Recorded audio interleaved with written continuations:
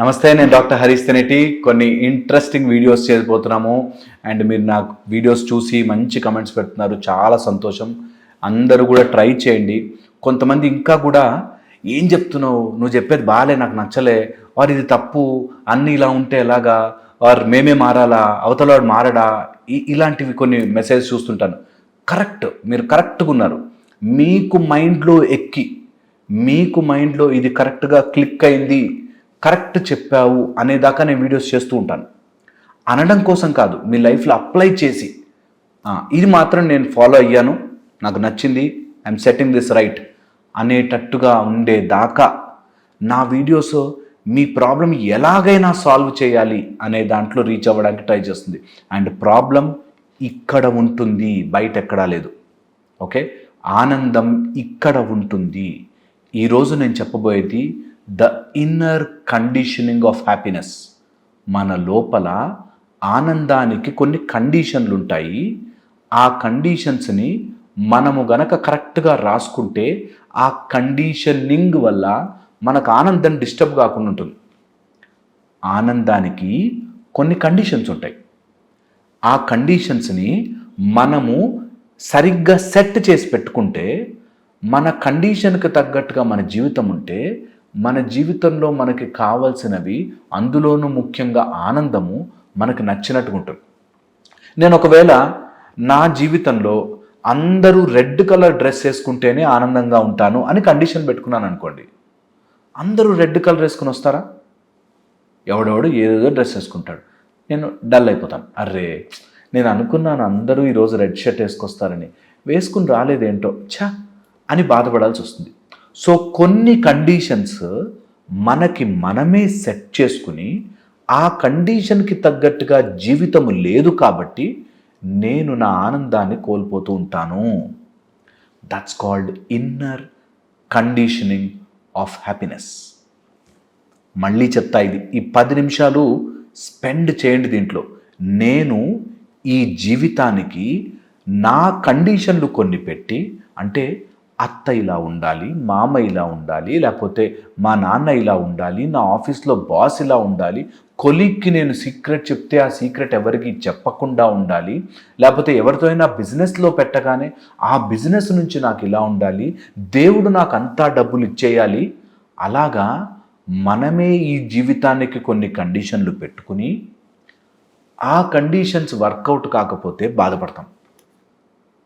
జీవితాన్ని మనమే నిర్ణయించి, ఆ నిర్ణయించినది జరగక అయ్యో జరగట్లేదే అని బాధపడతాం. This is life.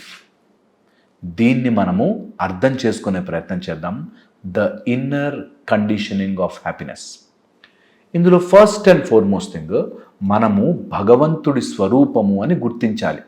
అప్పుడు ఆనందం మన దగ్గరగా ఉంటుంది. సర్లే ఈ మాటలు వినేసాము, భగవంతుడు నేనెట్లా అవుతాను, నేను వేరే, భగవంతుడు వేరే, నాన్ సెన్స్, అట్లాంటివి నమ్మము అనే బ్యాచ్ కొంతమంది ఉన్నారు. వాళ్ళందరూ కూడా నాకు చాలామంది క్లోజ్ ఫ్రెండ్స్, మీరంతా కూడా. అయితే నేను చెప్పేది నెక్స్ట్ లెవెల్కి వెళ్ళి చూద్దాం. ఆ నెక్స్ట్ లెవెల్ ఏంటి? నేను దేవుణ్ణి కాదు, నాకు దైవీకమైన శక్తి లేదు, నేను ఈ చిన్న చిన్న ప్రపంచంలోనే ఉంటాను, ఇక్కడ నాకు తగ్గట్టుగా ఎందుకు జరగట్లేదు, అందుకని నేను బాధపడుతున్నాను. ఓకే, ఇది సెకండ్ కండిషన్. సో ఫస్ట్ ఏంటి? అరే నువ్వు యూనివర్సల్ లైట్ రా, నీలో జరగంది ఏంది అవుట్ సైడ్ జరుగుతుంది చెప్పు. ఈ సృష్టి మొత్తం తీసుకో, అందులో యాటమ్స్ అవన్నిటినీ ఊగులాడుతున్న ఒక కనెక్టివ్ టిష్యూ. మన శరీరంలో కూడా అన్ని సెల్స్, ఆ సెల్స్ అన్నీ ఊగులాడుతున్న ఒక కనెక్టివ్ టిష్యూ. ఈ యూనివర్స్లో ఎక్కడో ఎనర్జీ ఉంది, మన లోపల కూడా ఎక్కడో ఎనర్జీ ఉంది. అది పోగానే మనం అట్లా 7లా పడి ఉంటాం. సరే, అది నమ్మట్లేదు. ఈ యూనివర్స్లో ఏది జరుగుతోందో అది మన లోపల అన్నీ జరుగుతోంది. మీరు గమనించి చూడండి, ఎక్కడైనా సరే ఒక చెట్టు, మనం కూడా క్లియర్గా అబ్జర్వ్ చేస్తే మన నర్వస్ సిస్టమ్, మన నరాలన్నీ బయటికి లాగా ఒక చోటు పెడితే అది కరెక్ట్గా చెట్టులాగా ఉంటుంది. నిజంగా ఇలాగా మన బయట మొత్తం ఈ సృష్టిలో ఏం జరుగుతుందో సేమ్ అదే మన లోపల ఉంది. కానీ అంత ఈజీగా ఎందుకు నమ్మాలి? ఆనందంగా ఉండకుండా ఎలా బాధపడాలో అవి నమ్మేస్తాం తొందరగా. మంచి విషయం చెప్తే నమ్మం. సరే, అది కూడా ఓకే, అది అర్థం చేసుకోవడానికి టైం పట్టినా ఓకే, అగ్రీడ్. సరే, మరీ దేవుడు అంటే టూ మచ్గా ఉంది, అవసరం లేదు, పక్కన పెడదాం. నెక్స్ట్ స్టెప్కి వెళ్దాం ఒకసారి. మన లోపల ఆనందంగా ఉండడానికి మోస్ట్ ఇంపార్టెంట్ డేంజరస్ థింగ్ మనం అడ్డు పెట్టుకున్నది అటాచ్మెంట్, బంధనం. అండ్ ఎంత సిల్లీగా ఉంటుందంటే, అందరం పోయేటోళ్ళమే, అందరం వెళ్ళిపోతాం. ఎవ్రీవన్ ఇక్కడి నుంచి 100 సంవత్సరాల తర్వాత మనం ఎవరు ఉండం, కొత్త బ్యాచ్ వస్తారు. మనం ఉంటున్న ప్లేస్లోనే కొత్త మనుషులు వస్తారు ఒక 150 సంవత్సరాల తర్వాత. అక్కడ ఉండం మనం. ఒక 100 ఏళ్ళు ఒక ఇల్లు బట్టి వేలాడుతున్నా 110, 120, 150 మ్యాక్సిమం వెళ్ళిపోతాం. నా అనుకుంటున్న ఇల్లు, నా ఆస్తి, నా పాస్తి, నా ఇంకేదో అనుకుంటాం కదా, అన్నీ 150 తర్వాత కొత్త బ్యాచ్ వస్తారు. మనం కాదు, కొత్త మనుషులు వస్తారు. వాళ్ళకి మన పేర్లు కూడా గుర్తుండవు. సరే, 100 ఎక్స్ట్రా వేసుకో, మంచిగా బతికేస్తే ఇంకొక 250